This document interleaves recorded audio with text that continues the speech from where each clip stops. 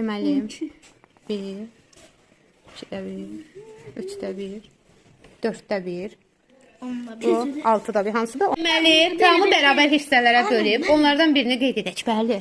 Bu deyəcəm. Tam hissəni göstər görün burada. Bax tənəffüsdə neyinirsiniz? Hə.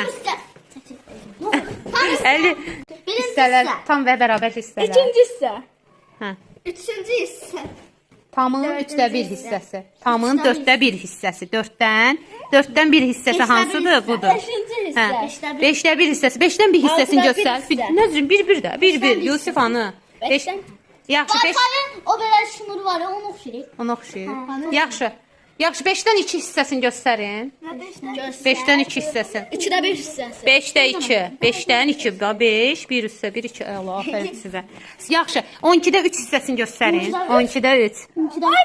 Çoxdur da 12 dənə var. Ha 12-də 1 hissədir o. 12-dən 3 hissəsi. 12-dən 3.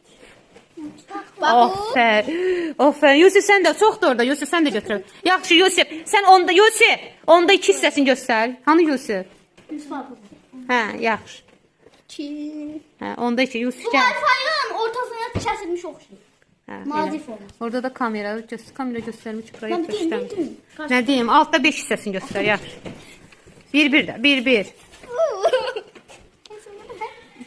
Tənəffüs 10 dəqiqəlik tənəffüsdə. Hə. Ulan altda 5 hansıdır? Bu da şey, belə qulağı oxşayır. Qulağa. 6 deyil. Afərin. Mən bir 8 Hə. tapmışam. 3'də 1 hissəsi. Ana, qorxma qarı. 3'də 1 hissəsi. 3-də 4 hissəsi məndə. 3'də 4 hissəsi Əlidə. Mələk səndə hansı hissədir? 1-də 12. 12'də 1. 12'də 1. Səndə neçə hissəyə bölünüb? 12 hissəyə. Əli səndə neçədir? Əli səndə neçə hissədir? 4'də 1 hissəsi. Yusuf səndə neçə hissədir? Neçə? 6'da 1 hissə. Zeynəb səndə neçə hissə? 8'də 1. Birinci aşağısındakını deyir ya. Yusuf səndə neçə? Neçə? 8-də 1. Baxın. Ay, təşəkkür.